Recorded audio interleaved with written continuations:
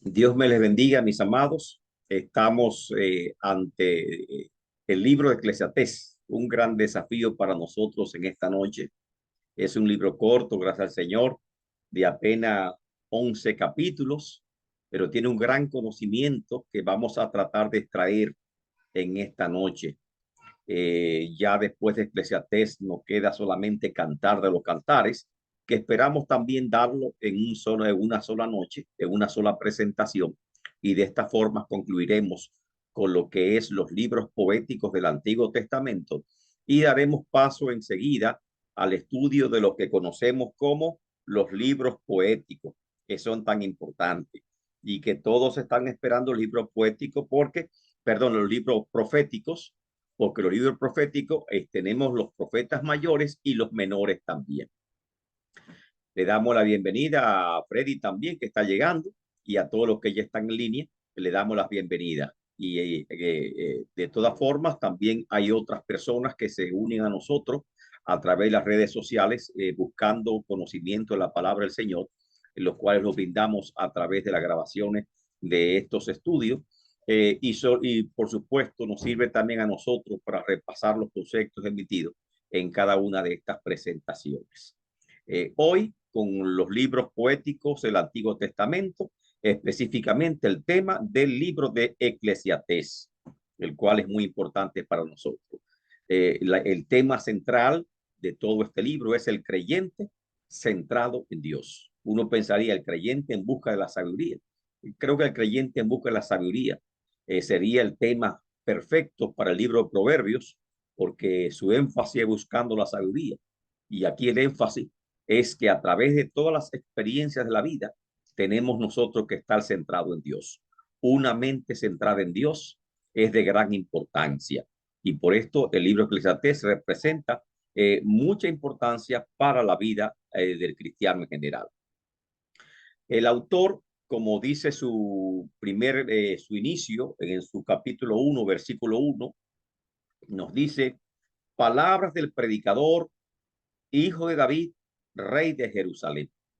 Y por lo tanto se identifica con Salomón y de hecho es reconocido tanto por el pueblo judío también como por los grandes comentaristas cristianos de que el autor indiscutiblemente se trata de Salomón.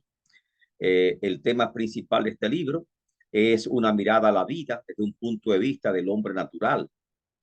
Todo resulta de ser vanidad, vacío, fuera de Dios. El poder, la popularidad, el prestigio, el placer, nada puede llenar el vacío con la forma de Dios en la vida del hombre, sino Dios mismo. A pesar de que buscamos, sentimos ese vacío, recordemos al salmista David que dijo, mi alma tiene sed de Dios, del Dios vivo. ¿Cuándo vendré, presentaré delante de ti? Ese fue su clamor de día y de noche. Y cuando nosotros tenemos hambre de Dios, el hambre, esa hambre de Dios no puede ser saciada con otra cosa, sino con Dios mismo. La sabiduría en este libro es presentada como la verdad desde la perspectiva de Dios. El final de este libro apunta a Dios como la fuente de todo sentido de la vida, como el propósito supremo de la vida del ser humano se encuentra cuando éste encuentra a Dios. Las vanidades inducen al autor pueden ser superadas recordando y temiendo a Dios en todos nuestros actos. ¿Cuál es el contexto histórico de este libro? Primero vemos las palabras clave. Las palabras clave son aquellas que cuando usted lee el libro ve que se repiten constantemente y por lo tanto le está dando mucho énfasis a esas palabras.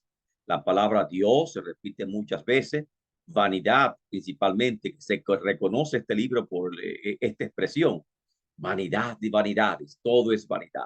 Todo lo que está debajo del sol es vanidad. Ahí está la palabra debajo del sol, que puede ser debajo del cielo. Igualmente sabio, sabiduría, el justo, justicia, impío, impiedad, el malo, el necio. Y también hay un tema importante sobre el trabajo del hombre, el afanarse y también la riqueza.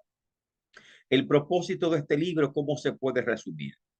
Es una descripción de la búsqueda del propósito de la vida aparte de Dios.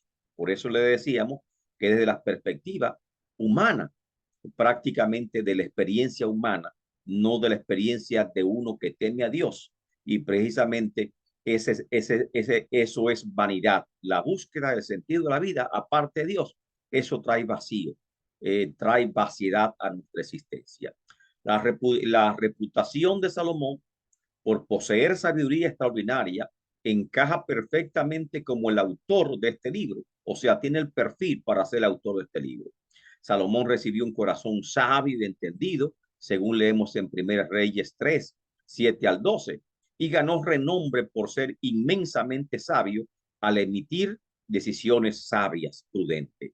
Una reputación que le trajo atrajo hacia él muchos reyes de la tierra que venían a conocerlo en busca iban a su corte en busca de la sabiduría y del conocimiento que tenía Salomón.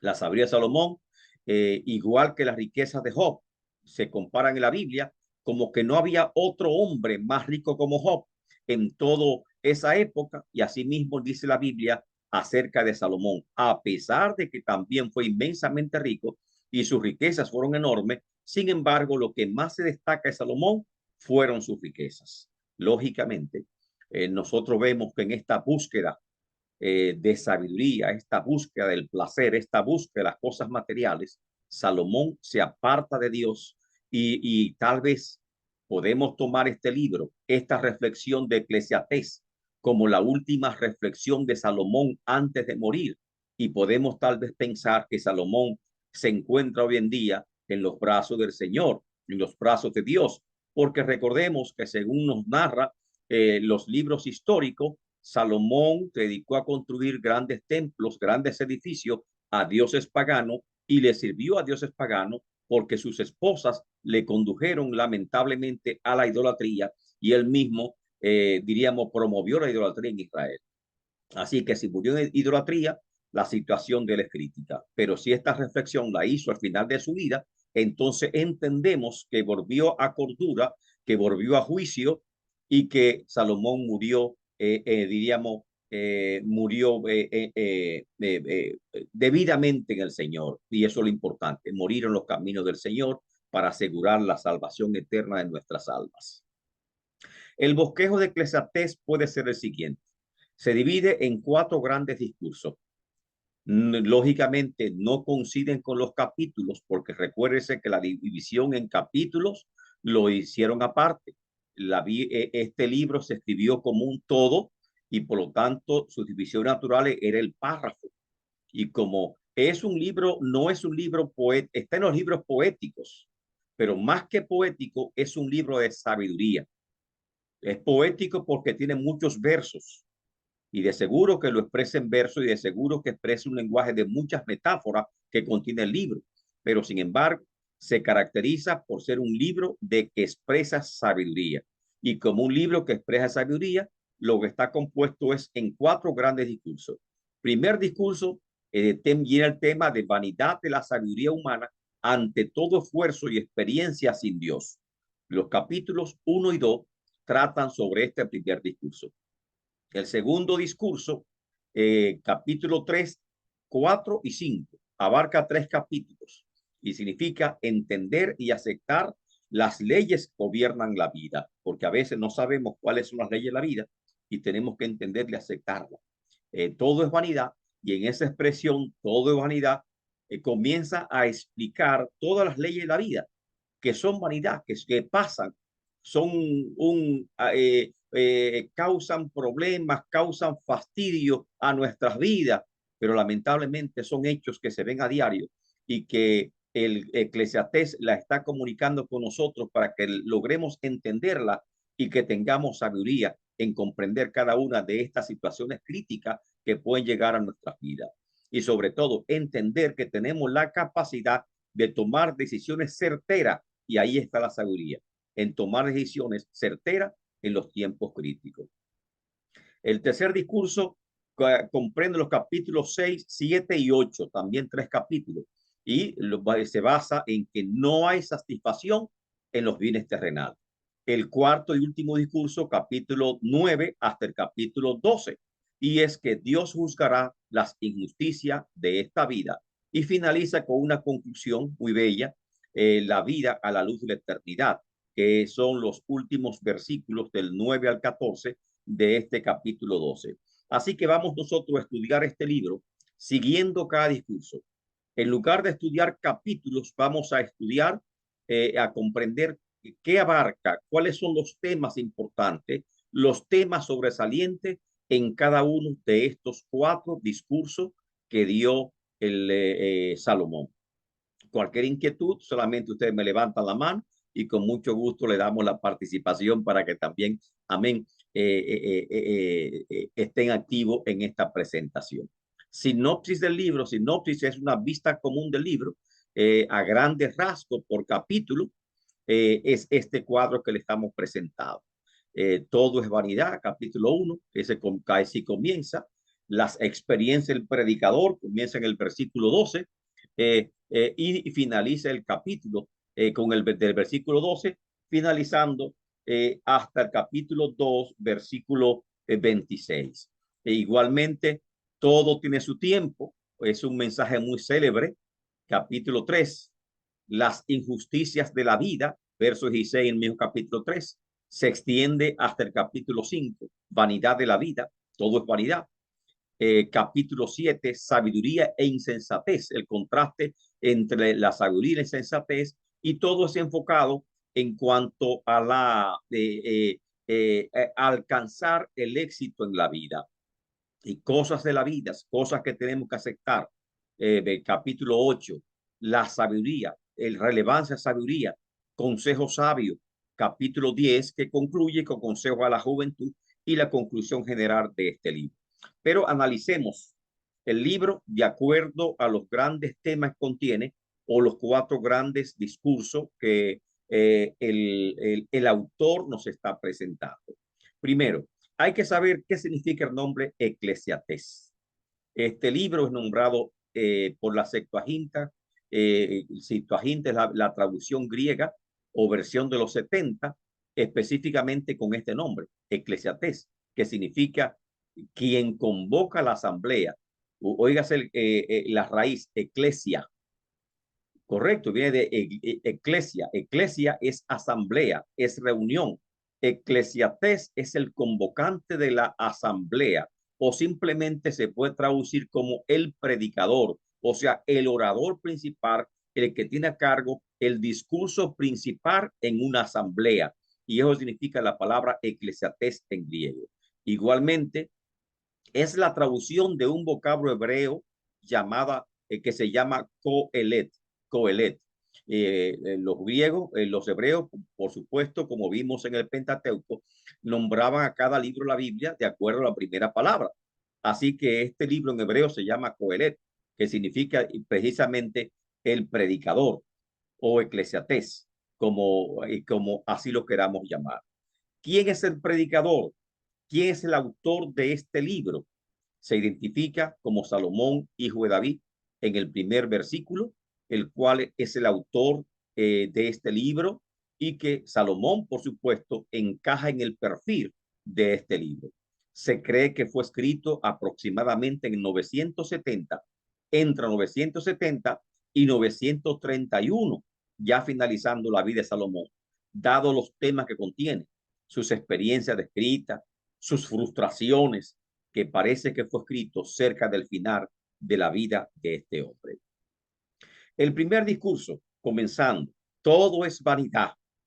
Este discurso comprende 2 capítulos, Eclesiastés 1 y 2. La palabra vanidad, ¿qué significa? Viene del hebreo hebel. Literalmente, vanidad significa vaciedad. Se traduce como la idea de algo transitorio, imperfecto, insatisfactorio.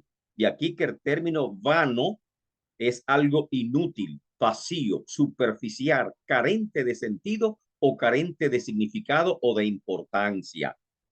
Y la repetición Hebel, Hebel, que es como aparece este libro, vanidad de vanidades, Hebel, Hebel, vanidad de vanidades, se utiliza en el mismo sentido como aparece en Isaías 26:3, Shalom, Shalom. Y cuando en hebreo se dice Shalom, Shalom, se habla como Shalom es paz, si se traduce como perfecta paz. En este caso, no se puede traducir perfecta vanidad, simplemente se traduce, se coge el sentido y se traduce como vanidad de vanidades, o sea, una vanidad muy grande, algo extremado, ¿verdad? Y así mismo es la palabra Hebel, vanidad de vanidades, algo grande que tal vez nuestra mente no logra imaginar. Bajo este tema, el predicador narra primero sus experiencias de la vida en busca del verdadero sentido de nuestra existencia y concluye que todo es vanidad. ¿Qué es vanidad? Hebel, vaciedad, algo vano, inútil, vacío, superficial, carente de significado, carente de importancia y sobre todo algo que es pasajero, que tiene un carácter transitorio, que no dura para siempre. Y por eso él decía, todo es vanidad y aflicción de espíritu. Lógicamente que si nosotros estudiamos Eclesiastés, vamos a notar cierta tristeza, cierta dejo en la narración del libro, como que hay una nota de negrura, una nota de pesimismo. ¿Para qué trabajar? ¿Para qué? Si todo es vanidad. Y claro que ese pesimismo no puede llenar nuestras vidas. Por eso hablamos al principio que Salomón narra sus experiencias y narra sus frustraciones. Así que cuando leamos Eclesiastés, no tomemos para nosotros el pesimismo o las frustraciones que Salomón expresa. ¿Para qué trabajar? Si al final de la vida tú encuentras que un vago se queda con la riqueza del que trabajó toda su vida. Eso puede ser, ¿verdad? Una cosa inverosímil, una cosa increíble, que en muchos casos se da en la vida, pero no significa que se va a dar en tu vida. Y por lo tanto, ese pesimismo que generaliza una experiencia negativa, como que ocurre de forma universal, eso es un pesimismo. Y esto corresponde a una frustración. Cuando uno tiene un desamor que no quiere saber de la mujer o de los hombres, eso es el pesimismo. Entonces, no transmitamos a nuestra vida ese pesimismo y tomemos el significado que realmente quiere expresar Salomón. ¿Cuál es el verdadero propósito de la vida? Ese es el tema existencial, es un tema filosófico profundo, por esto es que ese es un libro de sabiduría que también es tratado increíblemente en el judaísmo antiguo, que es un tema muy avanzado para ser tratado en un libro religioso. ¿Cuál es el propósito principal de la vida? Como veremos, ese tema es tratado también por filósofos griegos. Increíblemente, siglos después se hacen eco de este tema grandes filósofos griegos. Y con justa razón, la reputación del Antiguo Testamento y sobre todo de estos libros de sabiduría llegó tan grande que por eso los grandes reyes de los grandes imperios hicieron traducir el Antiguo Testamento al griego para entender y tener en sus bibliotecas, principalmente en la gran biblioteca de Alejandría, tener la colección de estos dichos sabios, de estos dichos profundos, porque entendían que teniendo todo ese conocimiento, engrandecían el imperio que ellos representaban. Por lo tanto, eso es muy importante. Todo es vanidad. ¿Qué significa la palabra vanidad? No lo olvidemos. Hebel, todo es vanidad. Hebel, vanidad de vanidades. ¿Cuáles son las experiencias del predicador enumeradas en este libro? Ya comenzando capítulo 1, versículo 12, Salomón comienza a decir todas sus experiencias buscando el propósito de la vida. O sea, ¿qué significa el propósito de la vida? Es como usted se pregunta, ¿para qué yo existo? ¿Qué yo hago aquí? ¿Cuál es la meta de la existencia? Tal vez usted amanece un día amargado, triste y comienza a preguntarse, ¿cuál es el propósito de la vida? Oye, me levanto, trabajar, afanar, regreso, la misma rutina día tras día. ¿Cuál es mi propósito en la vida? Y a veces el hombre se pregunta, ¿cuál es su propósito en la vida? Y entonces tal vez Salomón, en un momento hastiado de una rutina, comenzó a preguntarse, ¿cuál es el propósito supremo en la vida? Hay muchas personas que se preguntan esto y quieren alcanzar, tienen muchos sueños, muchas ilusiones, muchas metas buscando ese propósito en la vida. O simplemente desde la juventud hasta la edad adulta, el ser humano siempre explora y en esa exploración comienza a buscar cuál es el supremo propósito de la vida. Lo hicieron los griegos, lo hicieron los romanos, pero también los judíos hicieron también esa búsqueda, esa exploración de los propósitos de la vida.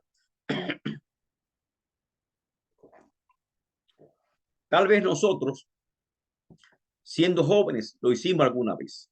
Bueno, vamos a narrar cuál fue la experiencia de Salomón. Primero, la filosofía, el conocimiento. Si usted lee, por ejemplo, el versículo 12, dice, yo el predicador fui rey sobre Israel en Jerusalén. Jerusalén, la capital de Israel. Y di mi corazón a inquirir y a buscar con sabiduría sobre todo lo que se hace debajo del sol. O sea, son las experiencias humanas regulares. Ese penoso trabajo Dios lo dio a los hijos de los hombres para que se ocupen de él. Y de hecho, el estudio, la investigación, no es una tarea fácil. Y por eso le llamo este penoso trabajo. Dios se lo encargó a los hombres para que se ocupen de él. No podemos simplemente olvidarnos de esto. Tenemos que indagar la vida y tenemos que buscar sabiduría, tanto divina como humana. Eso es un trabajo que Dios nos encargó a nosotros. Y recuerde, si vamos más lejos de las cosas espirituales, las cosas reveladas las cosas no reveladas pertenecen a Dios, pero las cosas que Dios ha revelado les pertenecen a nosotros los hombres y por lo tanto tenemos que buscar. Pero aquí se trata de la sabiduría humana ante los esfuerzos y experiencias sin Dios, la cual lamentablemente condujeron a Salomón a una vida vacía, vana, sin propósito, una vida errática, desenfrenada, como se describe en los versículos 12 al 18. Salomón sigue diciendo, miré todas las obras que se hacen debajo del sol, y aquí todo ello es vanidad y aflicción de espíritu. Ahí está la frustración de él expresada. Lo torcido no se puede enderezar y lo incompleto no se puede completar. Entonces, ¿para qué tanto sabiduría? Si hay cosas que escapan a nuestras posibilidades, que escapan a nuestras decisiones, sobre las cuales no tenemos control. ¿Para qué tanto conocimiento? Y esa es la frustración que él siente. Hablé yo en mi corazón diciendo, he aquí, me he engrandecido y he crecido en sabiduría sobre todos los que fueron antes de mí en Jerusalén, y mi corazón ha percibido mucha sabiduría y ciencia, dice Salomón, y dediqué mi corazón a conocer la sabiduría. Por eso decimos que este libro encaja perfectamente en el perfil de Salomón. Y también a entender locuras y los desvaríos, porque también es parte de la sabiduría. Las decisiones erráticas, estudiar las decisiones erráticas que otro hace, también es parte de sabiduría. Y me di mi corazón a entender locuras y los desvaríos, las cosas inauditas. Por lo tanto, y dice, conocí que aún esto era aflicción de espíritu, porque en la mucha sabiduría hay mucha molestia y quien añade ciencia, añade dolor. ¿Qué usted cree de ese último versículo, el versículo 18? En la mucha sabiduría hay mucha molestia y quien añade ciencia a su conocimiento, a su vida, añade dolor. ¿Tendrá sentido esta palabra? ¿Le encuentra usted sentido a esta expresión? ¿Mm? Tal vez el que más sabe se da cuenta de la ignorancia de los otros y tal vez sufre más. Parece que es así, ¿verdad? Y tal vez, por ejemplo, en el trabajo, en base a tu conocimiento, tú ves las cosas que lo hacen incorrectamente en la congregación, tú ves las cosas que se hacen incorrectamente, los desaciertos que se cometen, y mientras tú más sabes, lógicamente que tú sufres más, porque quieres tal vez cambiar las cosas, pero entiende que muchas de las cosas que pasan en la vida y en nuestro entorno no lo podemos cambiar, escapan a nuestro control. y por lo tanto hay aflicción. Tal vez tú tienes conocimiento de administración pública y ve los desaciertos que los administradores, los funcionarios de tu gobierno, de tu país están cometiendo y sufre por las medidas económicas que están tomando. Y así, mientras más ciencia añade, tú puedes observar más fácilmente los errores que otro comete. Tú estudias homilética, tú estudias oratoria, estás en la congregación, comienza un predicador y de inmediato comienza a notar los desaciertos que va haciendo, que tal vez el texto no combina, que esto no va allí, la introducción no fue adecuada y comienza a hacer un análisis de lo que está pasando. ¿Y qué te está pasando? Estás añadiendo más dolor, más preocupación, porque mientras más sabe, amén, aunque el Nuevo Testamento nos dice que mientras más sabe, Dios más va a demandar de nosotros, que la sabiduría, el conocimiento no solamente es poder, no solamente es potencialidad para tú servirle a Dios, sino que el conocimiento se traduce en responsabilidad delante de Dios. Pero aquí está hablando Salomón del conocimiento humano. Mientras tú más sabes, el conocimiento pesa más y viene a ser como una carga para aquellos que poseen ciencia, que poseen sabiduría. Y esta fue la conclusión que dijo Salomón con respecto a la filosofía. ¿Qué es filosofía? Filo es amor, sofía es conocimiento, amor a la sabiduría. Así que todo aquel que busca la sabiduría es un filósofo. Si tú amas la sabiduría, si tú amas el conocimiento, por lo menos, por lo tanto, tú eres un filósofo. Y esa fue la primera experiencia de Salomón, que se fue por lo intelectual, se fue por la cognición humana y tuvo esa gran experiencia que todo es vanidad. La segunda gran experiencia de Salomón fue el hedonismo. Hedonismo significa, es aquella filosofía que busca el placer como propósito supremo de la vida. Esta filosofía sostiene que fue sostenida por los epicuros en el siglo IV antes de Cristo. Y encontramos también que Salomón tuvo esas experiencias hedonistas. Eclesiastés 2, verso 1 al 3, si uno de ustedes me lo puede leer, vamos a ver cuáles son las experiencias de Salomón buscando el placer, porque muchas veces nosotros estamos buscando la felicidad y la felicidad tal vez queremos buscarla y encontrarla de diferentes modos. Salomón buscó esa felicidad a través del conocimiento, la sabiduría, la filosofía. No la encontró. Resulta que en vez de ser feliz, lamentablemente trajo más carga sobre él porque descubrió que mucha sabiduría, mucha ciencia es molestia.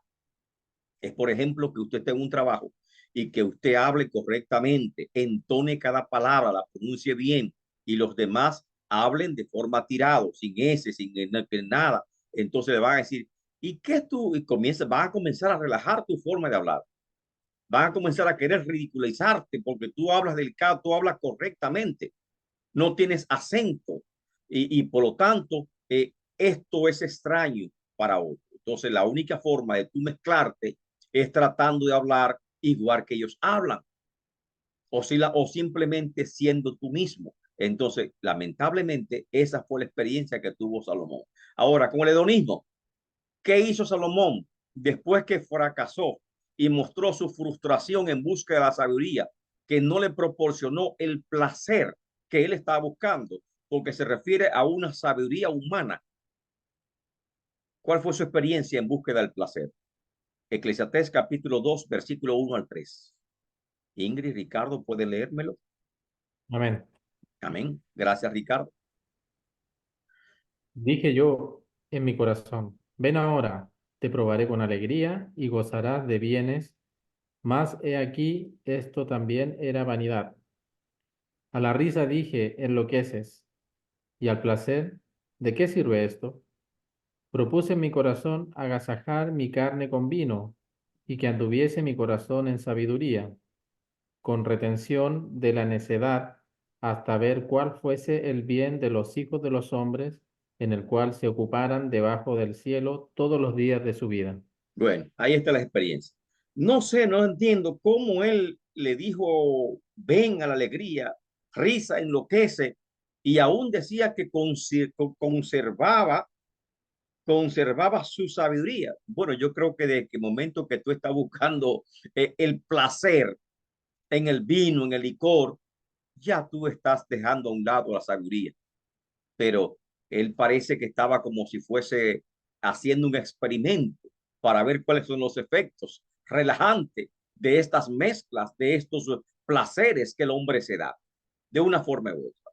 Esto nos recuerda mucho a Epicuro. Epicuro es el filósofo que propuso como, diríamos, como forma suprema, propósito supremo de la vida, que es el placer, que es el fin supremo de la vida.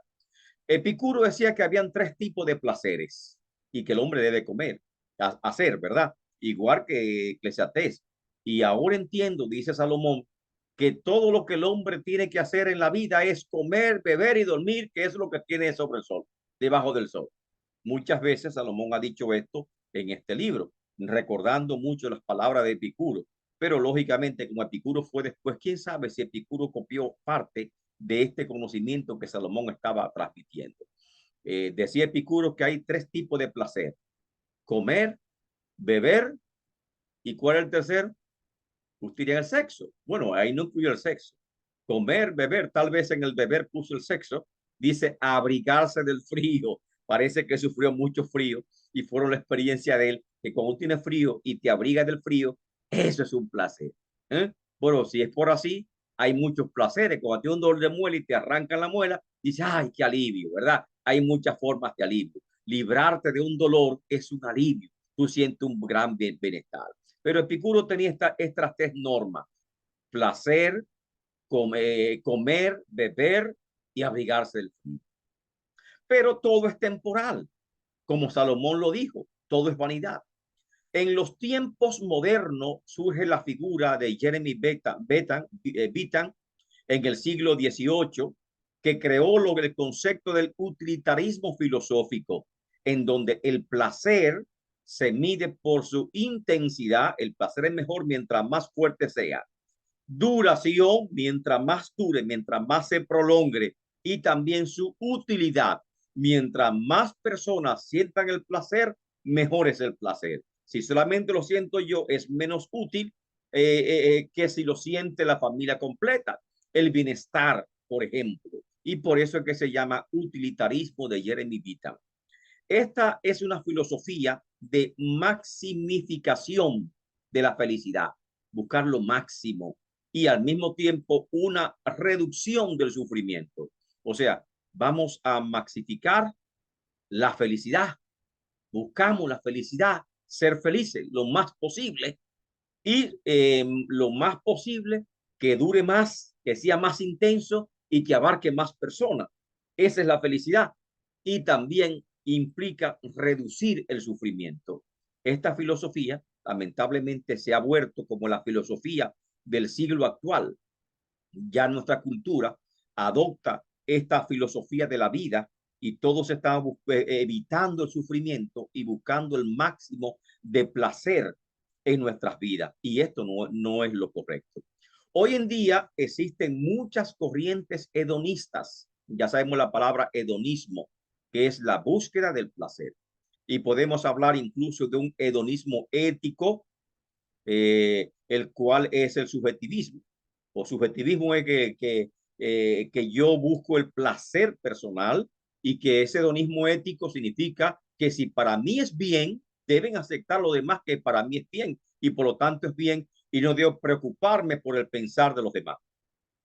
El hedonismo psicológico, que está centrado en la autopercepción. Lo que yo percibo psicológicamente como correcto, eso es correcto. Así que la percepción es tan fuerte que si yo siendo hombre me creo mujer, deben aceptarme como mujer porque yo me estoy viendo como mujer. Y lamentablemente la autopercepción no crea realidad. Pero eso está en hedonismo psicológico. Encontramos en la historia estos tipos de hedonismo, por ejemplo, en la teoría del emotivismo de David Hume en el siglo XVIII, y el subjetivismo filosófico del filósofo alemán del siglo XIX, Nietzsche. Finalmente, estas concesiones psicológicas del hedonismo, se pantetizan, se plasman en las teorías de Abraham Maslow, 1970. Eso es un psicólogo norteamericano que establece el concepto de la autorrealización. Y eso está ligado como por ejemplo, cuando tú te sientes bien, cuando tú tienes la autoimagen, ¿correcto? Entonces esa autoimagen es lo que te da el sentido de autorrealización. Y él creó una pirámide y en esa pirámide plasmaba cuáles son las necesidades del ser humano, las necesidades básicas del ser humano, hasta y la cúpula de las pirámides, necesidades sociales y espirituales del ser humano, que cuando son satisfechas debidamente, entonces el ser humano se siente realizado. Eso es con respecto al hedonismo, cómo ha evolucionado hasta la época actual y qué influencia tan grande tiene el hedonismo en la sociedad y la cultura actual en la cual estamos viviendo. La tercera experiencia de Salomón fue el materialismo, verso 4 en adelante. Si alguien puede leerme esa experiencia, ¿qué es el materialismo? Es una postura filosófica que reduce la vida a la materia, negando la vida después de la muerte, y sigue la misma corriente de Epicuro, que dijo, comamos y bebamos porque mañana moriré. Como siempre, esta es la búsqueda del verdadero propósito de la vida y de la sabiduría sin Dios, y enfocada en la búsqueda de la felicidad que proporciona la posesión de las cosas materiales y las riquezas.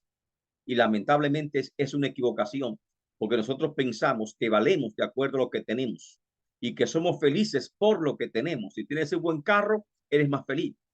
Oye, qué feliz debe estar fulano de tal con ese carro que tiene, con esa casa que tiene, con dinero en el banco, viajando siempre, debe estar sumamente feliz. Su vida está realizada y esto le llaman la autorrealización, que es lo que todos estamos buscando. Bueno, yo tengo amigos que supuestamente lograron la autorrealización. Tenían dinero en grandes cantidades, dueños de grandes empresas. Incluso llegué a trabajar para ellos y simplemente decían, Montalvo, yo quisiera otra vez ser pobre. Y yo, ¿cómo que tú quisieras ser pobre? Yo, la gente deseando ser como ellos y ellos deseando ser pobres. Sí, porque yo me comía un arrocito vacío y yo disfrutaba esa comida, pero ahora no puedo comer porque todo me cae mal. Y mira cuántas pastillas tengo que tomarme para poder dormir de la noche y ni así puedo dormir. Es la preocupación, la ansiedad por los negocios, por las inversiones es tan grande que me están robando la vida. Y en cualquier momento me da un infarto y me muero. Y así mismo prácticamente tienen para disfrutar toda la vida, pero lamentablemente no pueden disfrutarla. Y esa es la gran tristeza del materialismo. Eclesiastés capítulo 2, verso 4 en adelante. ¿Quién me puede leer un poquito, por favor? Amén. Ingrid, por favor. Engrandecí mis obras, edifiqué para mí casas, planté para mí viñas, me hice huertos y jardines y planté en ellos árboles de todo fruto. Me hice estanques de agua para regar de ellos el bosque donde crecían los árboles. Compré siervos y siervas y tuve siervos nacidos en casa. También tuve posesión grande de vacas y de ovejas, más que todos los que fueron antes de mí en Jerusalén. Me amontoné también plata y oro y tesoros preciados de reyes y de provincias. Me hice de cantores y cantoras, de los deleites de los hijos de los hombres y de toda clase de instrumentos de música. Y fui engrandecido y aumentado más que todos los que fueron antes de mí en Jerusalén. A más de esto, conservé conmigo mi sabiduría. No negué a mis ojos ninguna cosa que desearan, ni aparté mi corazón de placer alguno, porque mi corazón gozó de todo mi trabajo, y esta fue mi parte de toda mi faena. Miré yo luego todas las obras que habían hecho mis manos, y el trabajo que tomé para hacerlas.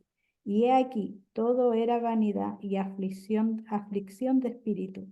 y sin provecho debajo del sol. Amén. Esa es la conclusión que él da. Todo lo que hizo, bosques enteros para él. Óigase, todo tipo de árboles frutales lo plantó y también hizo estanque para regar sus bosques, ganado de todos los tipos que quería. Y a pesar de eso, mira cómo concluye en el versículo 11. Miré yo luego todas las obras que habían hecho mis manos y el trabajo que tomé para hacerlas. Esa es la frustración que él expresa, y esa frustración tiene una gran verdad. Y aquí todo era vanidad. ¿Qué es vanidad? Vaciedad, sin sentido. Era vanidad y aflicción de espíritu, sin provecho debajo del sol. Entonces significa que mi propósito en la vida no es luchar como loco para hacerme rico, coger 2 y 3 trabajos, aún de madrugada, y tú te ves de madrugada conduciendo que el sueño te vence y casi mente chocas, porque tienes que trabajar 2 y 3 veces, porque tienes que, oye, tener dinero, te propusiste en este mes ganar ¿cuánto? 5,000, 10,000 dólares, así que hay que trabajar mucho. No tienes tiempo para tus hijos, no tienes tiempo para ti, no tienes tiempo para tu esposa, para nadie tiene tiempo. O sea, estás enfocado tanto en las cosas materiales que estás perdiendo, no estás disfrutando de los pequeños placeres sencillos que tiene la vida. Amén. ¿Cuándo estuviste descalzo en tu jardín? Arreglado tu jardín, podado tu jardín. ¿Mm? Oh, estaba en Miami, tomaste un poco de sol, está sudado, pero tomaste ahí, vino tu señora con un vaso de una limonada bien fría, te tomaste la limonada, qué placer esa limonada o ese vaso de agua fría, qué placer. Esos son deleites pequeños que tienen la vida, que disfrutamos. Tus hijos, tú disfrutas con ellos, enseñándolos, caminando con ellos. Esos son los placeres de la vida y eso es lo que el hombre debe buscar. Pero cuando nos enfocamos en la materia, lamentablemente, vamos a salir frustrados como terminó Salomón frustrado. Esta es la base de la filosofía del sueño americano, American Dream, que representa a Estados Unidos como la tierra de la abundancia, la tierra de las oportunidades, tierra del destino. No sé para cuánto, ya es que estamos aquí, amén, no sé si están viviendo el sueño americano. Ya muchos han dicho que no, que están en la pesadilla americana, porque se dieron cuenta que trabajan y trabajan. Y el diario trabajar lo que te produce solamente es para vivir. Así que no era verdad. El sueño americano significa que en poco tiempo, con poco esfuerzo, vas a alcanzar una vida buena de abundancia. Y sucede que tú trabajas toda tu vida y cuando tienes 80 años dices, por fin voy a disfrutar. ¿Qué vas a disfrutar si ya estás viejo, enfermo y con una cantidad enorme de medicina y de deudas encima? No vas a disfrutar. La conclusión de estas experiencias que Salomón nos narra, que fueron 3 grandes experiencias, la búsqueda del conocimiento, la filosofía, la búsqueda del placer alocada, la vida loca que dice un artista, el vino, el licor, las mujeres. Y mire que Salomón tuvo muchas mujeres, se casó con 300 reinas, tuvo 700 concubinas, o Salomón abusó y lamentablemente Salomón murió joven y viejo, como una persona adicta actualmente que envejece rápidamente. Si usted busca en la Biblia, el relato de Salomón, usted dice, no puede ser que murió tan joven, pero ya era un anciano cuando murió. Y lamentablemente fue la mala vida que llevó, que destruyeron físicamente el cuerpo de Salomón, envejeciendo rápidamente por esa experiencia que pasó. Así que la conclusión del primer discurso de Salomón, estas experiencias y la observación de algunas leyes que gobiernan nuestras vidas se presentan en Eclesiastés capítulo 2, verso 12 al 26. Óigase, él concluye las riquezas, el placer, la fama, la fortuna, las posesiones de la vida, el gozo que las posesiones de la vida pueden darnos, que las cosas después de darnos tienen características que son claras. Primero, todas tienen un carácter temporal, son pasajeros. Segundo, todo lo que tú consigues o trabajas o que tienes es perentorio, no dura para siempre. Y tercero, tiene un carácter ilusorio, es vanidad, es fantasía, es una quimera. El predicador enfatiza, finalizando este capítulo, la naturaleza impredecible de la vida. ¡Wow! Pues un mismo acontecer puede ocurrirle al sabio como al necio, lo cual es vanidad y aflicción de espíritu. Y ahí aparece Eclesiastés 2:14, que comienza hablándonos de precisamente de este tema, de la naturaleza impredecible de la vida. ¿Alguien puede leerme Eclesiastés 2:14? Naturaleza impredecible de la vida. A veces decimos suerte, mala suerte, buena suerte. No, hay cosas que le pasan a uno y al otro y no tiene que ver con la justicia o la gratificación de parte de Dios, sino son cosas que nos ocurren, accidentes que pueden ocurrir. Y es una naturaleza impredecible de la vida. Eclesiastés capítulo 2, versículo 14.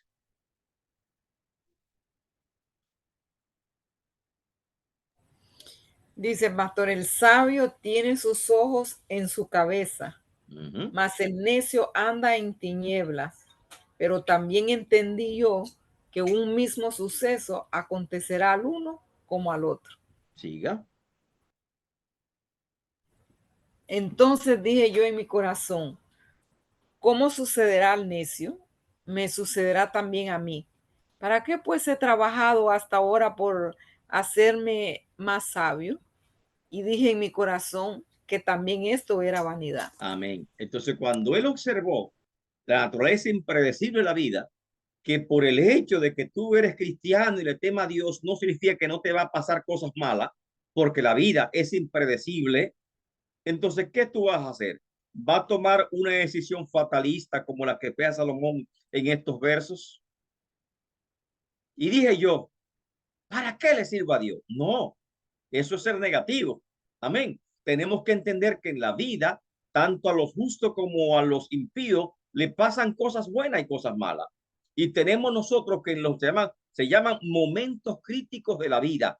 Todos tenemos momentos críticos. Todos atravesamos por momentos críticos. No importa si soy sabio o si soy necio. Todos atraviesan por momentos críticos. Lo importante es la actitud con la cual nosotros confrontamos ese momento crítico y la certidumbre que tenemos cuando los confrontamos. Pero no podemos tener, diríamos, frustrarnos porque vean estas cosas en nuestras vidas. Al contrario, tenemos que entender lo que nos expresa la vida. Es decir, me está hablando de la contingencia de la vida, que la vida tiene un carácter contingente. Contingente es que puede o no puede pasar. Es posible, sí es posible. Es posible que sí es, pero no te oiga, que la palabra es tan clara que me dice, no te afanes por el día de mañana. Lo dice la Biblia. No te afanes por el día de mañana porque cada día tiene su propio afán. Porque nos comenzamos a pensar en las posibilidades negativas para el día de mañana. Si se daña el carro, si no encuentro gasolina, si esto, si lo otro, y si me caigo, y si me enfermo. Óigase, comenzamos a pensar en todas las posibilidades negativas que nos pueden pasar. Sí puede pasar, pero también no pueden pasar. Así que simplemente aprendamos a confiar en Dios y entregar nuestras vidas a Dios, saber que nuestras vidas están en las manos del Señor. Y eso es que el discurso de Cristo en Mateo capítulo 6, que él habla de no os afanéis, mira los lirios del campo, mira las aves del cielo. La vida es más que la comida, la vida es más que el vestido. O sea, que tenemos que mejor buscar el reino de Dios, su justicia, y esas cosas que nosotros sabemos que pudieran pasar, pero que tal vez no va a pasar, son las contingencias de la vida, no preocuparnos por ellas. El predicador declara que a pesar de que todo parece impredecible y que todo pudiera ser o no ser, porque es contingente, pudiera o no pasar, existe una fuerza en el universo que tiene el control y dirige nuestros destinos. Y esa fuerza es Dios. Está expresado en Eclesiastés capítulo 2, versículo 26. Si Elizabeth puede leérmelo, o no, aquí está también en la pantalla. Eclesiastés 2:26. 26, pastor. Porque al hombre. Ajá, porque al hombre que le agrada, Dios le da sabiduría, ciencia y gozo, mas al pecador da el trabajo de recoger y amontonar para darlo al que le agrada a Dios. Óigase, qué lindo, ¿verdad? O sea, lo Sí. importante es tener la gracia de Dios, porque hay muchos que trabajan, se afanan y como quiera terminan mal.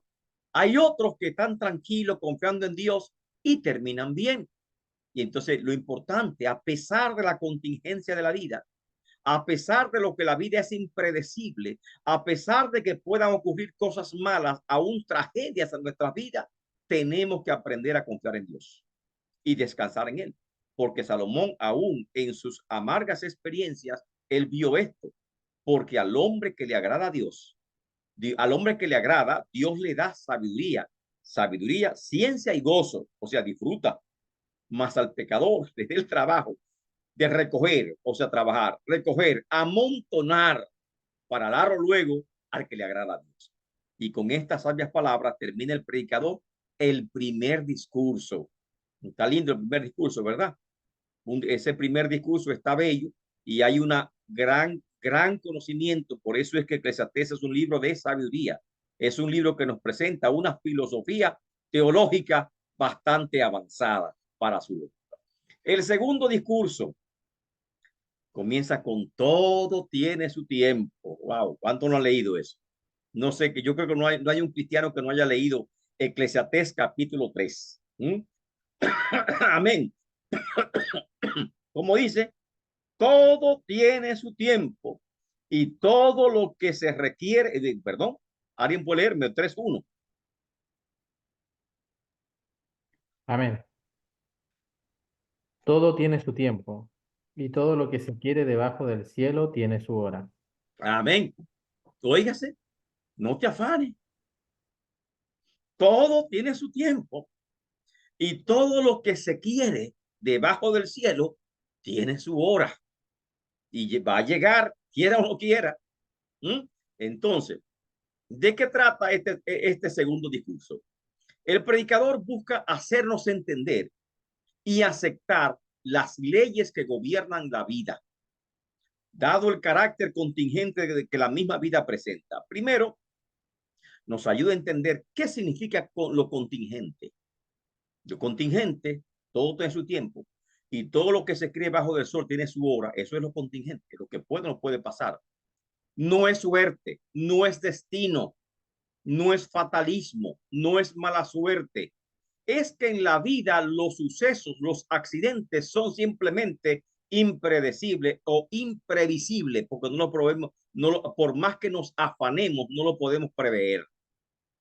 Que hay diferentes tiempos en la vida, diferentes acontecimientos, que hay etapas en la vida de todo ser humano, etapas en la vida de la naturaleza y en la vida de las naciones también hay etapas, y que la inteligencia es reconocer estos tiempos y ser sabios. Eso es lo que dice Salomón. Solo el hombre vive el tiempo. Eso es cierto. Es decir, solo el hombre es consciente de su existencia, sabe que existe. Y entre todas las criaturas que Dios ha hecho, solo el hombre tiene noción de su propia temporalidad. Los animales no saben que van a morir. No, no lo saben. No saben que son temporales, que su vida es corta. No lo saben. Y el hombre tiene esa noción de temporalidad. Como la de es temporal, como todas las cosas materiales que existen en este universo físico. Todo lo que fue creado es temporal y el tiempo le afecta rigurosamente. O sea, todo lo que está en el universo físico es contingente, excepto Dios, que en Dios es no contingente. Es decir, Dios no es temporal, Dios no es creado y por lo tanto Dios es eterno y no está limitado en el espacio físico de este universo que conocemos, porque va más allá de ese universo y es la causa principal por la que el universo existe.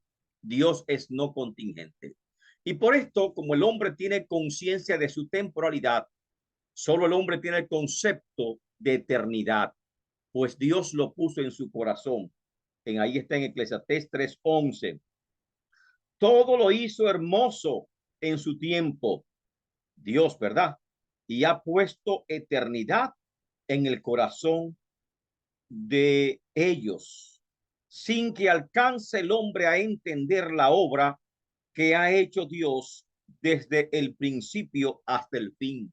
O sea, nosotros podemos contemplar lo que es la eternidad. Tenemos ese concepto del tiempo, como expresa Eclesiastés 3:11. Ahora, ¿cómo actúa el tiempo en nosotros? Hay que entenderlo. Esta es lo que Eclesiastés quiere transmitir. Primero, comprender que hay tres fuerzas que actúan en el hombre. En ti, en mí, queramos o no queramos. El pasado, que es visto con nostalgia. No sé cuánto están lamentándose el pasado. Ay, dicen mucho la cultura del yo tuve. Porque yo tuve esto, yo tuve aquello. No, no es que el yo tuve. El pasado, que es visto con nostalgia. A veces en la Biblia aparece el pasado, como dice, ay, cuando yo estaba en el templo de Jerusalén, cómo yo iba, cómo me alegraba con lo que decía, iremos al templo, cuando yo estaba en tal iglesia, cómo me gozaba, cuando yo estaba en mi pueblo, cómo me gozaba en esos ríos, en esas playas de mi ciudad, de mi pueblo. Ese es el pasado. Tus seres queridos, el pasado siempre visto con nostalgia. El presente, que es hecho de deseos. El presente se hace de sueños y produce tensiones, el presente. El futuro, que es visto con esperanza y muchas veces lo vemos con preocupación, y esto produce ansiedad, produce temor por el futuro. Por lo tanto, el futuro no es predecible y las expectativas de la vida pueden fallar. Leamos Eclesiastés 9:11. ¿Cómo pueden fallar las expectativas de la vida, del éxito, del fracaso? ¿Cómo pueden fallar? Yo me preparo para el éxito y me preparé de tal forma para el éxito que yo entiendo que yo estoy destinado al éxito. Es como la historia norteamericana, la historia del mundo, que se preparó durante, diríamos, la edad moderna para el éxito. Todo el mundo diríamos, la humanidad va al éxito impredeciblemente y el éxito va a acaparar a la humanidad. Pero lamentablemente esos sueños se cayeron cuando llegó la Gran Depresión, la primera Guerra Mundial, la Segunda Guerra Mundial, la Guerra Fría. Entonces esas expectativas de éxito de la humanidad se derrumbaron drásticamente y todos nuestros sueños se derrumbaron. Asimismo, en lo personal tenemos grandes sueños, grandes expectativas. Ponemos a nuestros hijos en grandes escuelas, le damos buena educación, no les falta nada, tienen una gran perspectiva del éxito, pero lamentablemente se dañan, se arruinan o algo lo arruina y caen en el fracaso. ¿Qué pasó con el éxito?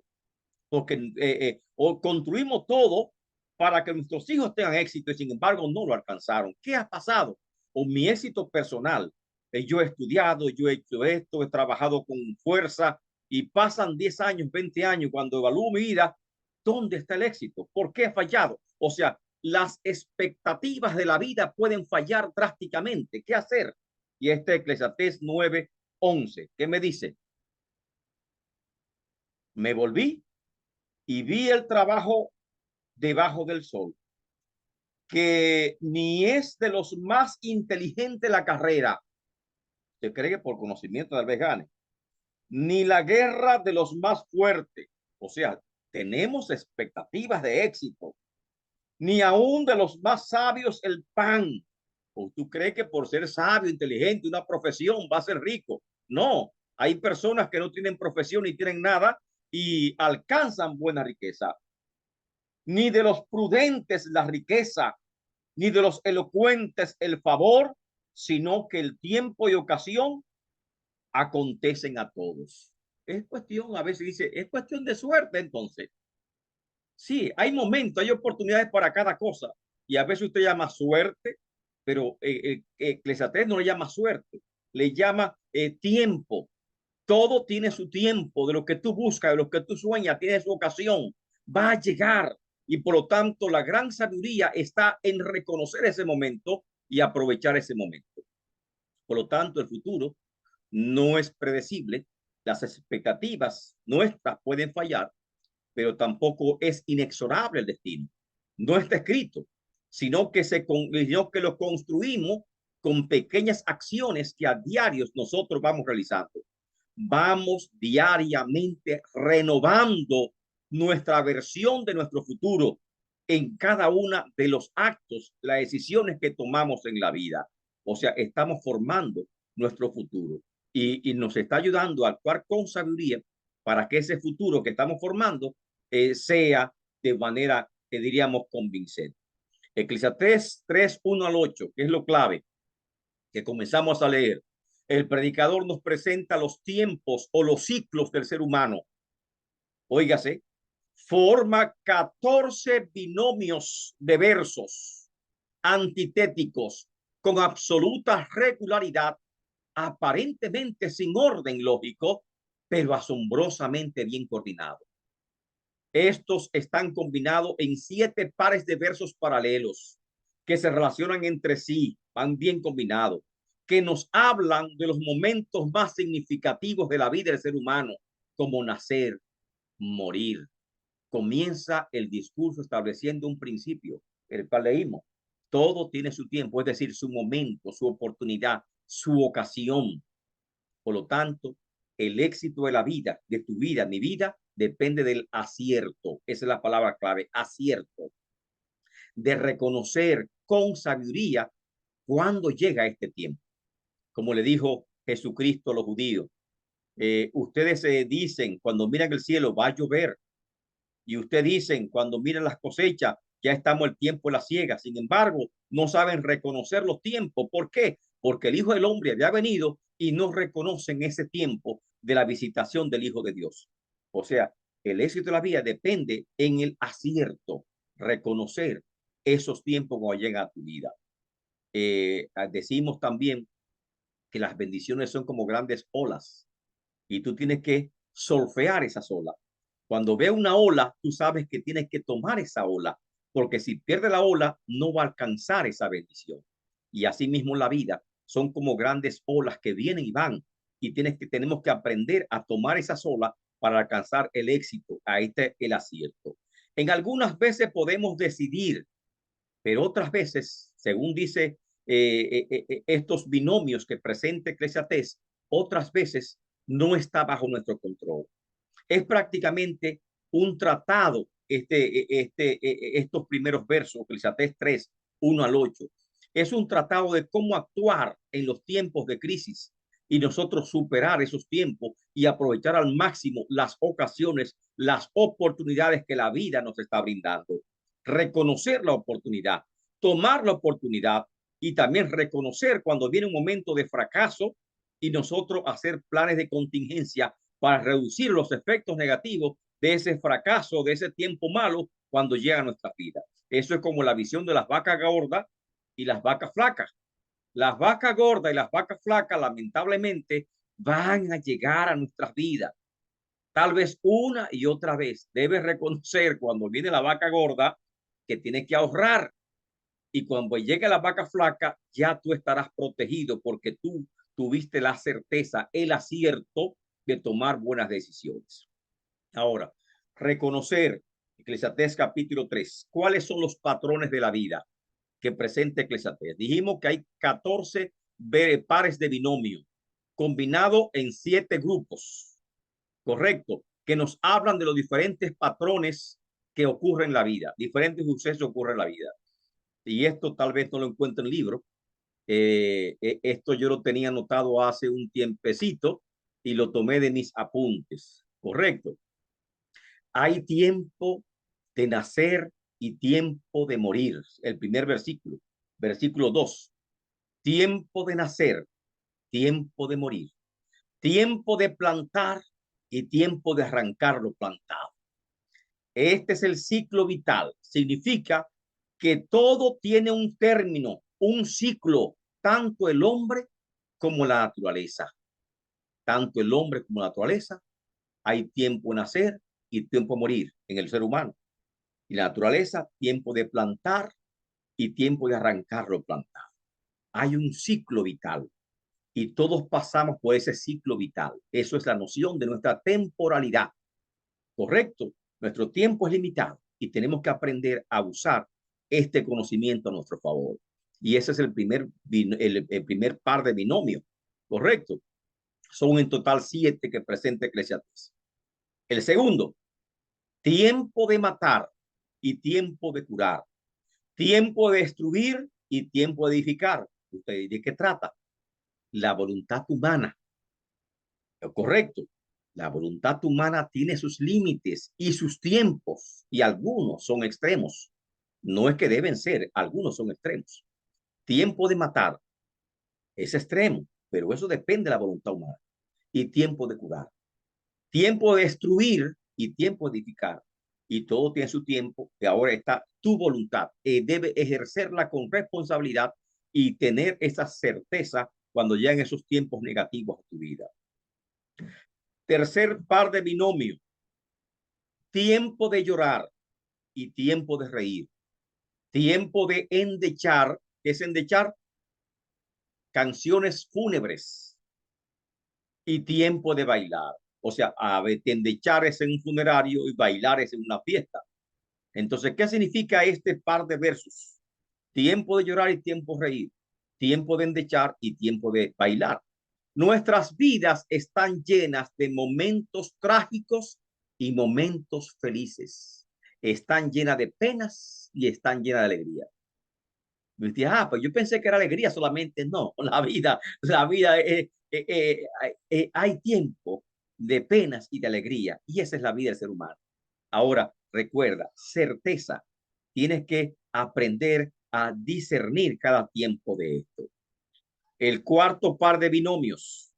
Tiempo de esparcir piedra. Si no entienden algo, por favor me lo dicen. Y tiempo de juntar piedras. ¿Qué significa esto? ¿Lo entienden? Esto tiene un significado agrícola. Nosotros no lo entendemos, ¿verdad?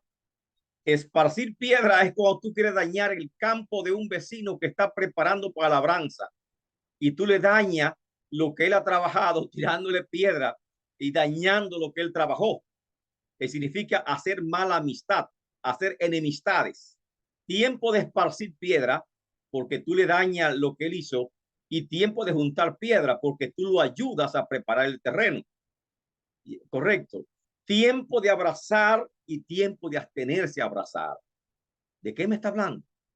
Las relaciones personales, la amistad también tiene su tiempo. Hay momentos buenos, felices y momentos malos de enemistad. A veces pensamos que los amigos serán para siempre, que los esposos no tendrán discusiones nunca. No, los esposos también tienen tu encontronazo. Correcto. Hay momentos de dificultades aún en las relaciones maritales, como también hay momentos de dificultades en la amistad, que tiene tiempos buenos y tiempos malos. Y en la vida, en la amistad, tenemos tiempo de esparcir piedra cuando le hacemos daño al otro en enemistad y tiempo de juntar piedra cuando colaboramos con el otro, ayudándole, colaborando con él. Es como tiempo de abrazar y tiempo de no abrazar, de abstenerse de abrazar. El quinto par de binomio. Tiempo de buscar y tiempo de perder. Tiempo de guardar y tiempo de cosechar. Mire, parece que no están combinados, pero tiene una combinación perfecta cada uno de ellos. ¿Se da cuenta? Que hay como que analizarlo bien para usted tomar el sentido de lo que están diciendo, el tema de lo que está expresando. Este último quinto par de binomio que expresa, en los negocios como en la vida, está llena de momentos de triunfo y momentos de fracaso. Tiempo de buscar y tiempo de perder. A veces tú buscas y ganas, otras veces pierdes. Tiempo de guardar y tiempo de cosechar. O sea, hay tiempos de todo. La vida como los negocios, nuestras vidas están llenas de momentos de triunfo y también de momentos de fracaso. Hay que aprender la naturaleza de la vida. Cómo es la vida de los negocios, cómo es nuestra vida familiar y en todo el sentido de la palabra. Sexto par de binomio. Tiempo de romper y tiempo de coser. Tiempo de callar y tiempo de hablar. ¿De qué me habla? Nuestras vidas sociales también tienen tiempos buenos y tiempos malos. En sociedad hay tiempo de romper y tiempo de coser, y tiempo de callar y tiempo de hablar. La vida social tiene momentos buenos y momentos malos. Y finalmente, el último par de binomios, tiempo de amar y tiempo de aborrecer, tiempo de guerra y tiempo de paz. ¿De qué me habla? Las relaciones entre las naciones, al igual que los individuos, también tienen su tiempo de paz y tiempo de guerras, tiempo de amar y tiempo de aborrecer. O sea que fíjese la sabiduría que tenemos que comprender lo que ocurre en la vida, que tenemos cosas que tenemos que aceptar, momentos críticos de la vida, me está hablando que se presentan y tenemos que actuar con inteligencia en estos momentos críticos de la vida. En cada uno de estos momentos que pueden ocurrir por azar, por eso muchos dicen naturaleza azarosa de la vida, la palabra azarosa no es una mala palabra, sino que es por azar, es imprevisible. Existe un tiempo crítico, sin embargo, en cada ocasión en el cual podemos tomar una decisión sabia, una decisión acertada. En estos tiempos críticos de la vida, que es el momento cuando estamos llamados a tomar una decisión, podemos hacer planes de contingencia, que es para reducir los daños, los efectos negativos que pueden causar en nuestra vida. Usted ya sabe que están anunciando una recesión en Estados Unidos. Así que sabe que tiene que ir preparándose para la recesión y se van a hacer plan de contingencia. Tal vez usted oye que en su empresa están reduciendo los empleados y tiene que hacer plan de contingencia por si acaso usted lo despiden. Correcto. Eso es plan de contingencia para reducir los efectos negativos. Y ya llegué a los 60, me faltan 3 años, 63 para jubilar. Llega mi jubilación. Entonces, en mi jubilación tengo que hacer plan de contingencia. ¿Qué voy a hacer con mi vida? ¿Cómo voy a vivir? Entonces comienzo a hacer planes económicos para yo tener una vida aceptable tan pronto me retire. O sea, plan de contingencia. Pero también puedo hacer planes de desarrollo, de crecimiento, cuando se presenta la oportunidad de inversión. Y por eso que ya hablamos de certeza. El éxito y el fracaso depende de la certeza. Tenemos que tomar decisiones con certeza y ahí está el éxito y el fracaso de nuestras vidas. Reconozca los diferentes tiempos, diferentes periodos que pueden llegar a nuestra vida, como dice Eclesiastés, y reconozca también que cada momento tiene un momento crítico y que podemos tomar decisiones, ya sea para reducir los daños, que son planes de contingencia, o ya sea para invertir y crecer con plan de desarrollo y de crecimiento. En este segundo discurso, el predicador también trata otros temas, como las injusticias sociales de la vida. Capítulo 3:16 hasta el 4:16 me habla de las injusticias de la vida. Impiedad, violencia, envidia, etcétera. Me habla también el capítulo 5, los primeros versículos, de la insensatez de hacer voto a la ligera, que es un tema relacionado con la vida piadosa. Y termina el capítulo 5 hablándome de la vanidad de la vida, donde nos habla del dinero y las posesiones materiales, las cuales son perecederas y no satisfacen plenamente al hombre. Es como si fuese una continuación del capítulo 1 acerca de las experiencias de las cosas materiales.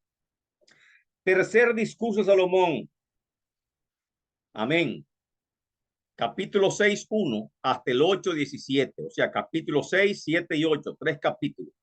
El predicador nos habla de manera concisa, corta, de que no hay verdadera satisfacción en las posesiones de los bienes materiales.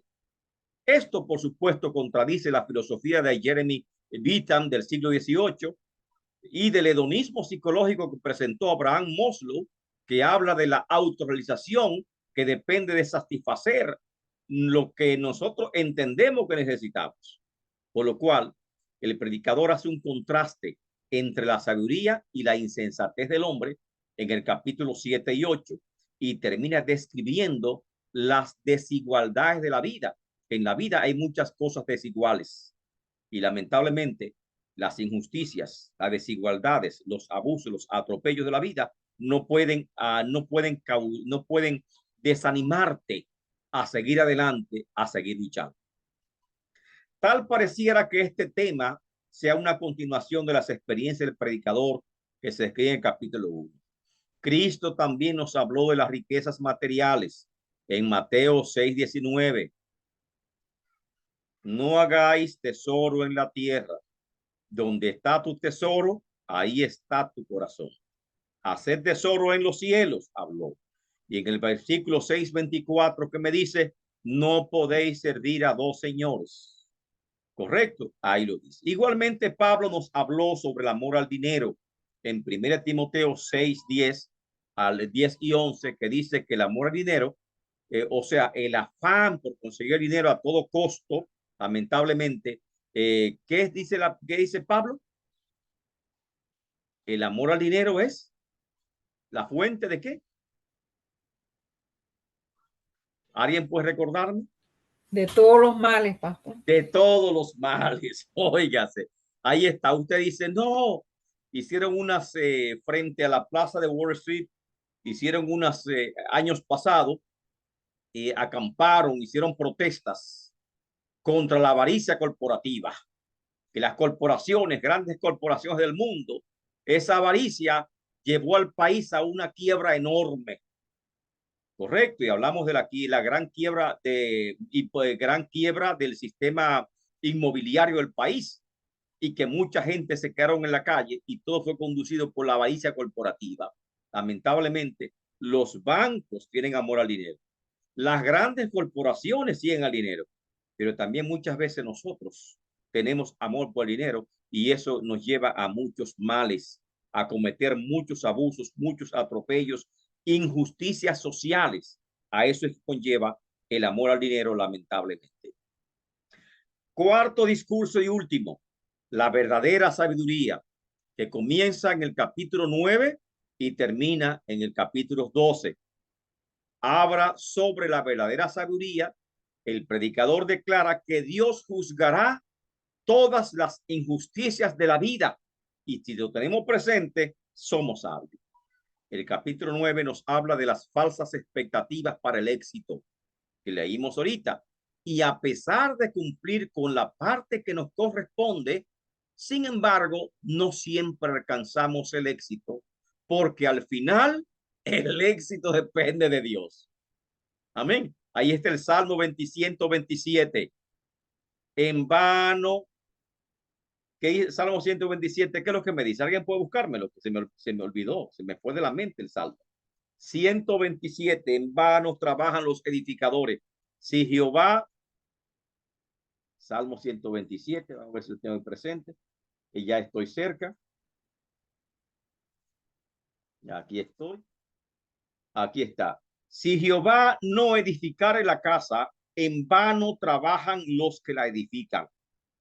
Si Jehová no guardare la ciudad, en vano vela la guardia.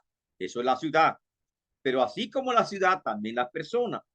El verso siguiente dice, por los demás es que levantéis de madrugada y vayáis tarde a reposar y que no comáis y que comáis el pan de dolores, pues que a su amado dará Dios el sueño. O sea, tú no duermes. No sé cuántos trabajos tienes, no duermes. Oye, trabaja demasiado. ¿Cómo le llaman a este síndrome de trabajar mucho? Tiene un nombre. Trabajólico. Ese mismo, exactamente. A veces nos dedicamos trabajo, porque tenemos una obsesión con el trabajo y nos olvidamos de todos los demás.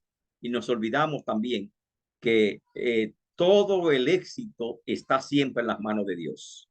Debemos depender de Dios en todo lo que es contingente, lo que puede o no puede pasar. Lo que es impredecible, confiemos en Dios. Lo que no se puede planear, lo que no se puede predecir, tratamos de hacerlo, hacemos planes, hacemos la parte nuestra, pero también tenemos que aprender a confiar en Dios. Los capítulos 10 y 11, el predicador nos habla de la excelencia de la sabiduría, la cual nos ayuda a alcanzar el éxito en la vida. Los consejos a la juventud de Eclesiastés 11, vamos con nosotros, hablan su Biblia, 11, 9 al 10, los cuales son célebres en este libro. Es la conclusión del discurso del predicador que han servido de bases para tantos estudios y tantos mensajes, ¿verdad? Que hemos escuchado. Consejo a la juventud. Qué lindo. Alégrate, joven. Parece como que le da suelta, le rienda suelta. Alégrate, joven, en tu juventud. Y tome placer tu corazón en los días de tu adolescencia. Qué lindo, ¿verdad? Y anda en los caminos de tu corazón y en la vista de tus ojos. Pero sabe que sobre todas estas cosas te juzgará Dios. Esa es la verdadera sabiduría. Quita, entonces la verdadera sabiduría es que, oh joven, recuerda que la juventud pasa. La juventud es transitorio. Es apenas una etapa corta de la vida, de la más corta que hay, es la juventud. Y lo mejor que puedes hacer el hombre es temerle a Dios y aprovechar su juventud con sabiduría en el temor de Dios. Y por eso es que le hace ese llamado el verso 9. Alégrate, joven, en tu juventud. Tome placer tu corazón en los días de tu adolescencia. Anda en los caminos de tu corazón y a la vista de tus ojos. Pero sabe que sobre todas estas cosas te juzgará Dios. O sea, todo lo que hacemos en esos momentos de juventud, que son de inhibición, de hormonas disparadas, todo lo que tú haces, ten cuidado porque habrá un juicio de parte de Dios. Ahora, ¿con qué se cura la juventud? ¿Cuál es el consejo máximo para la juventud? Guardar su corazón. Así como dice, como dice David en el libro de los Salmos. ¿Con qué limpiará el joven su camino? Con guardar tu palabra. Eclesiastés dice aquí, quita pues de tu corazón el enojo, aparta tu carne del mal. Y eso son las tentaciones grandes de la juventud. La juventud está como airada, siempre está disgustada, es rebelde, se resiste a las cosas actuales y quiere cambio. Esa es la juventud. Así quite tu corazón el enojo, enojo contra los padres, enojo contra el mundo, enojo contra todo el mundo. La juventud tiene esa característica de rebeldía y todo el tiempo ha sido así. No solamente esta juventud, sino también las pasadas, rebeldía. Quite tu corazón el enojo, aparta tu carne del mal, los placeres, busca el placer. Esos son los dos grandes males de la juventud. Amén. Porque la adolescencia y la juventud, que son vanidad, son pasajeros. Hoy estamos, no sé si ustedes recuerdan cuando eran jóvenes. Digo, yo todavía lo recuerdo porque soy medio joven, ¿verdad? Puedo decir medio joven como medio viejo. Y por lo tanto, tenemos que pensar esto. Ese es el primer consejo a la juventud. Pero sigue con el consejo a la juventud. El capítulo 12, el predicador termina su discurso con una descripción, óigase, qué profundo, de los procesos gerontológicos, que es la gerontología, la ciencia que estudia el envejecimiento, con grandes y significantes metáforas que describen el proceso de envejecimiento. Acuérdate de tu creador en los días de tu juventud. ¿Por qué? Antes que vengan los días malos y lleguen los años de los cuales diga, no tengo en ello contentamiento. O sea, tú estás envejeciendo. No sé si le está pasando a usted. Bueno, yo sé que no, usted, yo soy el de más edad de este grupo, a que ya no me sorprendo cuando manejo con un dolor, ni tampoco tengo que ir corriendo al médico porque me duele el cuello, porque casi siempre me duele el cuello, y tengo que girar con el cuerpo entero para no torcerme. Si me voy a inclinar, tengo que hacerlo al paso, inclinar las rodillas primero, porque no puedo bajarme de sorpresa, porque de repente se te pone un dolor en la espalda. Entonces ya estos años que me van entrando son diferentes. Noto que tengo más carne, que tengo más ojera, que tengo más arruga, que hay cambios físicos en mi vida. Mi energía comienza a desfallecer, no es la misma energía que tenía antes. Yo desearía estar en los 40, qué vigor, qué fuerza tenía yo en los 40. Pero ya esos años pasaron. Entonces, joven, acuérdate de tu creador en los días de tu juventud. Qué lindo es servirle a Dios en la juventud. El joven rico, Dios lo llamó en el mejor momento de su vida, la juventud. Aleluya. Y eso es lindo, que nos llame el Señor a la juventud, antes que vengan los días malos, la vejez, lleguen los años de los cuales diga, no tengo en ello contentamiento. A veces queremos mejorarla, pero acostúmbrate a los cambios físicos que tendrás en el proceso de envejecimiento. Ahí comienza el versículo 2 con las metáforas. antes que se oscurezca el sol y la luna, la luz y la luna y las estrellas, y vuelvan las nubes tras la lluvia. Eso es una metáfora, está hablando de los años malos, los días malos, el proceso de envejecimiento. Es como antes que llegue el invierno, antes que venga la oscuridad, antes que vengan todas estas cosas, los años en que no te acontamiento, toma medidas y confía en el Señor. Sírvele a Dios antes que vengan todas estas cosas que van a venir inexorablemente en tu vida, como describió Eclesiastés capítulo 3. Todo tiene su tiempo y todo tiene su hora. Todo cuanto se desea y lo que no se desea tiene su hora, porque va a llegar, lamentablemente. Entonces, antes que se oscurezca el sol, llegue el invierno, llegue la noche, la luz, la luna, las estrellas, antes que llegue la noche y vuelvan las nubes tras las lluvias, o sea, antes que vengan los tiempos de aguacero, las tormentas, entonces antes toma conciencia de la juventud. Y verso 3, cuando temblarán los guardas de la casa y se encorvarán los hombres fuertes. ¿Qué son los guardas de la casa? ¿Con qué te defiendes? Con los brazos. Entonces, ¿y cuáles son los hombres fuertes? Lo que sostienen tu cuerpo, las piernas. Entonces, cuando se doblarán las guardas de la casa, ya tú en tu brazo vas a estar tembloroso, y se encorvarán los hombres fuertes. No sé, cuando uno va para viejo, como que no camina derecho, ¿verdad? Y siempre camina uno como con las rodillas medio dobladas y no la puede poner derecha. O sea, las piernas, los brazos se van a torcer, se van a doblar. Antes, también que el proceso gerontológico, antes que vean esas cosas, esos cambios físicos, búscale sentido a tu vida. Y cesarán las muelas porque han disminuido, y se oscurecerán los que miran por la ventana.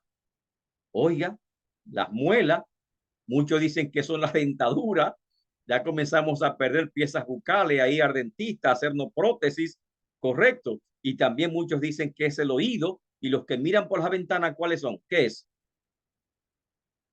¿Qué es lo que miran por la ventana? ¿Quién puede decirme? ¿Cuál es el órgano que mira por la ventana?